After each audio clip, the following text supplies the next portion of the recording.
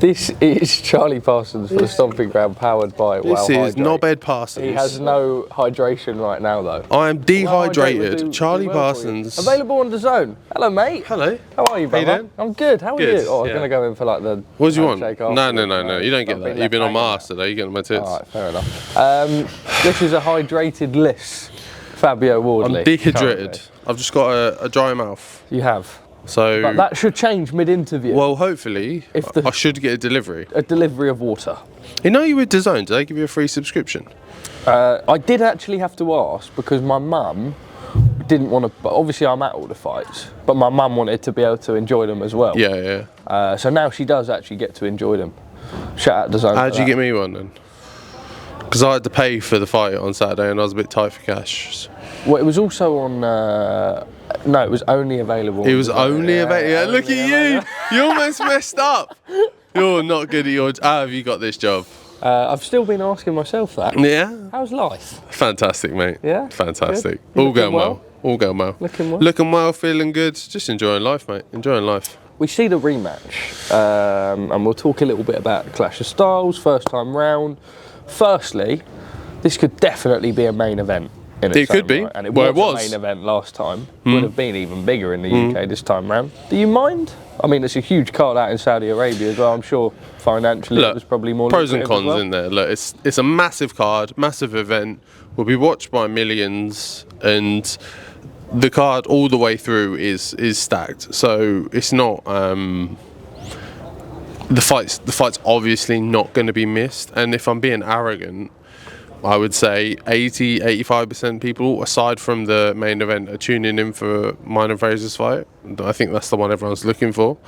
If you name the other A-side fighters on the card, I don't think you necessarily even know really who they're fighting or their opponent. Or there's no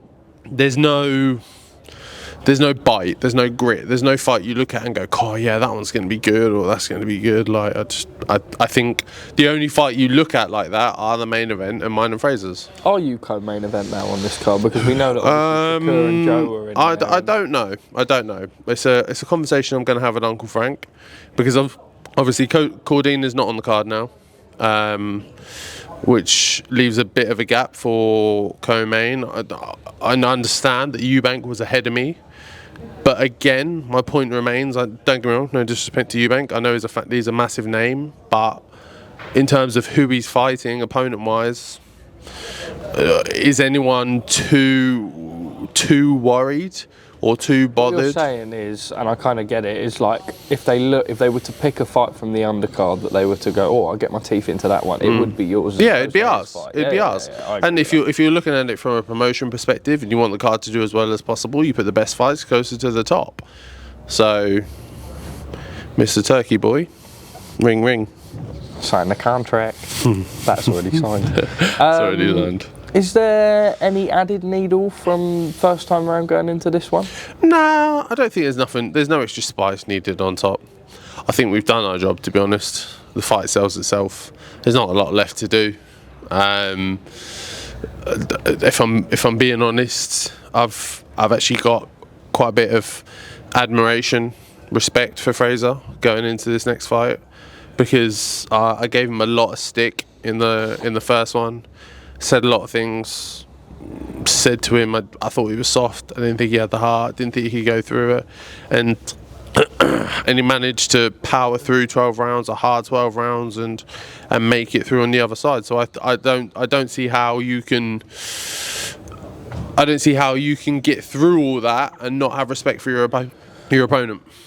Last time out, obviously, it headlined the O2. It was an incredible atmosphere in there. At times, as a fighter, that will spur you on when it gets tough. And also when you're having successful moments in the fight. Obviously, it will be a little bit different. Riyadh obviously has its own atmosphere and quite an exciting one. It is different to what we experience in the UK. The water's arrived. Do you want it midway through? Yeah, please, sir. Do the handoff. H2O has you come. have to do your job properly. Leave me in. I've got a microphone here. Yeah, I know, but this is mine. Okay, fine. So now I hold yours while you drink. You've changed. Ask me a question. Wow. I thought we were friends, bro. That night at the Sports Industry Awards. Right. No, shut the fuck up. Do you feel like going from the O2 to going to fighting at the Kingdom Arena, will that make a difference into as the fight plays out? I think a lot of people put a lot of emphasis on that when realistically, no. There are certain fighters, you've got your Chisoras, your Josh Warringtons, them ones that I wouldn't go as far as saying they need a crowd, but they thrive off a crowd. And don't get me wrong, I do a bit as well, but I don't need it. I've done fight camp outside, no crowd. I did COVID indoors, no crowd.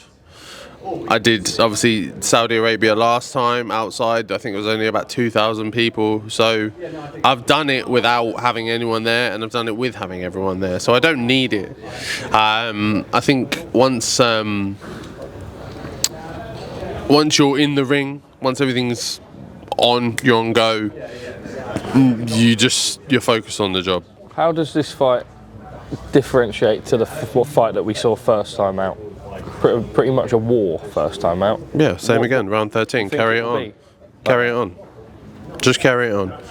High guard, walk forward, smash him up. Be more decisive nope, this time? Smash him up. Smash him up. I got a lot of success in the first fight. Loads of success. There was a lot, I've watched the fight back I don't know how many times now, and there were so many moments in that fight where I rocked him, had him hurt, had him going, and I thought and I just followed it up wrong. That's all. But not much. Like, don't get me wrong, I got caught with a few lazy things, got hit in the face and stuff. It's boxing. We're not like playing badminton here. Do you expect him to box a different fight? No, not particularly. I think he'll think that he got a lot of success in the first fight, and I think he'll want to try and double down on that. How's the nose? Still attached. Not gone full Michael Jackson yet, so do you expect we're it good. To when you have your surgery and stitching or whatever? What's the what surgery? Well, not surgery, stitching. You want me to get a whole new nose? Nose job. Yeah. Don't see that in between. In between fights. Between a fight, yeah. I'll put steel in there instead of fucking Mike Galloway. Is that going to be a problem in this fight? Maybe not. You've dealt with it before. Who knows? Right? What? It's blood, man. It's not the end of the world. Yeah. And also, look, it's on the bridge of my nose. If it goes down my face. It's not right. Yeah. The thing is with the last fight as well, it looks so much worse than everyone made it out to be, or that it actually was. It was just a mix of water, sweat, and obviously some blood dripping down my face, and some leather. Yeah, a couple of bits of leather.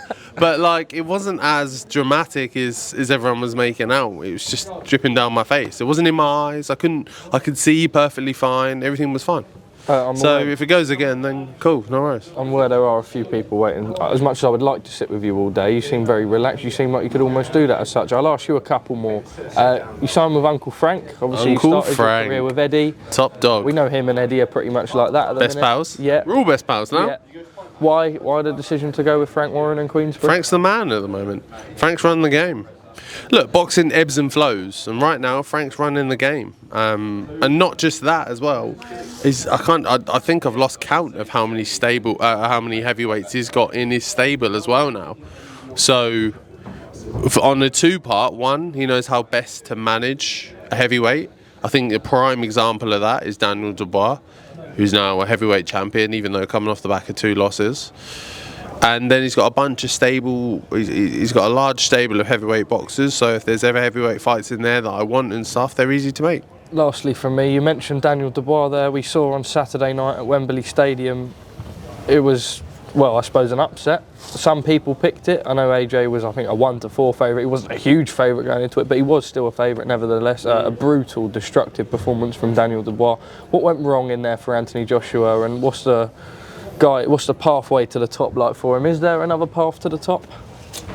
Yeah, look, there's absolutely no way of just counting AJ out and saying he can't get back to the top. He is an elite level fighter. He can definitely work his way back to the top. The question is, does he want to? He's done a lot in the sport. Me as a boxer, you as a boxer, random guy, commentator thing, whatever. Interviewer. I need to stop digging at you. I'm sorry, mate. I'm sorry. Game now, I'm sorry. I'm sorry. Not my first rodeo. Everyone in boxing owes so much to Anthony Joshua for reviving reviving boxing. That to just count him out after a few losses is quite disrespectful. So, yes, he can definitely come back.